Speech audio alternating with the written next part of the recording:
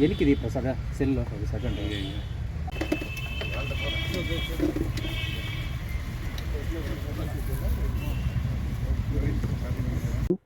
ఈరోజు మనం press meet పెట్టడానికి మెయిన్ ఉద్దేశం ఈ ఫేక్ నోట్స్ ఆర్ దొంగ నోట్లు ఏవైతే ఉన్నాయో ఈ ముఠాని మనము అరెస్ట్ చేయడం జరిగింది.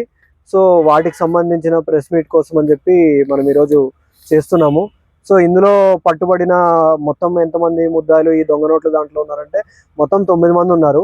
ఇప్పటికైతే మనం 6 మందిని అరెస్ట్ చేయడం జరిగింది. ఇక 3 అబ్స్కాండింగ్ లో ఉన్నారు. ప్రధాన నిందితుడు A1 ఎవరైతే ఉన్నారో still at absconding.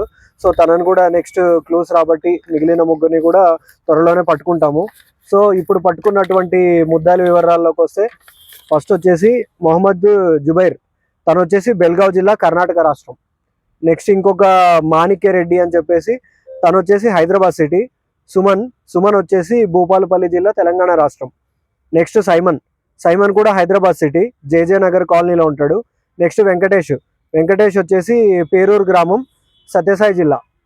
Next Ramanappa వచ్చేసి వాయల్పాడు బట్ ఉండేది మాత్రం అంగళ్ళలో ఉంటాడు. సో ఇలా వీళ్ళు మొత్తం ఈ ముఠా వచ్చేసి 9 మంది, మనం 6 మందిని పట్టుకోవడం జరిగింది. 3 అబ్స్కాండింగ్ లో ఉన్నారు. సో ఈ క్రైమ్ లోకి లోపలికి వెళ్తే ఇది ఎలా జరిగిందని మనం చూసుకున్నట్టయితే దీంట్లో మెయిన్ ఈ నోట్స్, ఈ ఫేక్ నోట్స్ అనేది తయారు చేసేది మెయిన్ ఎవరంటే A1. తను ఈ నోట్స్ అనేటివి తయారు చేస్తున్నాడు. ఈ క్రమంలో A2 జుబైర్ ఎవరైతే ఉన్నాడో తను పరిచయం అవుతాడు అనమాట. తను పరిచయం అయినప్పుడు వీళ్ళు ఎట్లా తీసుకుంటారంటే 1:2 షేర్.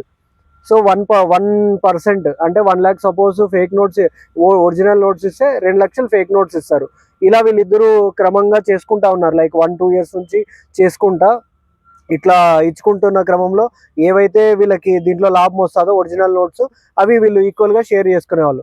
ఇలా వీళ్ళకి ఇట్లా ఉన్నప్పుడు ఈ హైదరాబాద్లో ఉన్న మాణిక్యం రెడ్డి, మళ్ళీ సైమను, ఇంకా అలాగే A5 A6 ఇంకా అబ్స్కాండింగ్ ఎవరైతే ఉన్నారో వీళ్ళు పరిచయం అవుతారు అనమాట.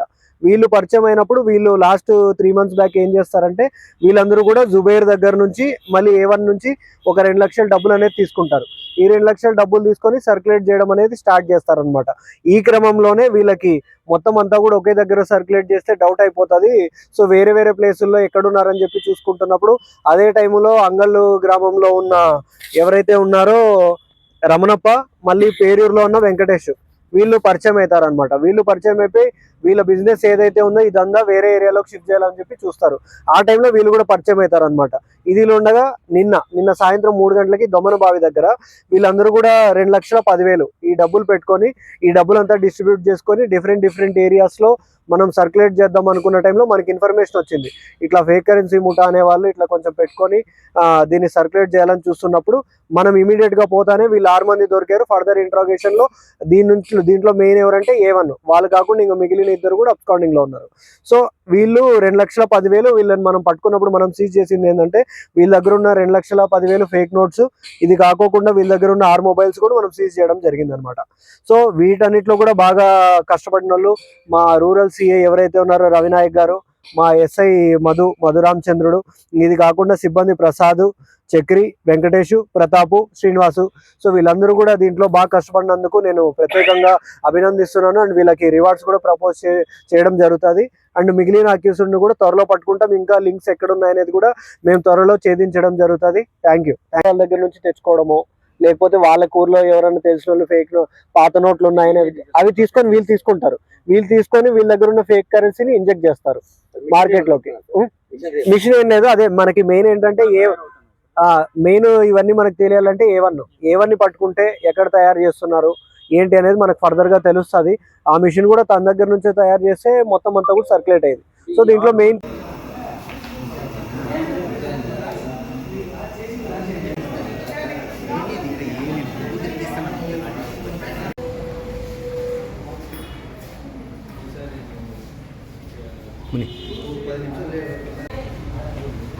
విలేజ్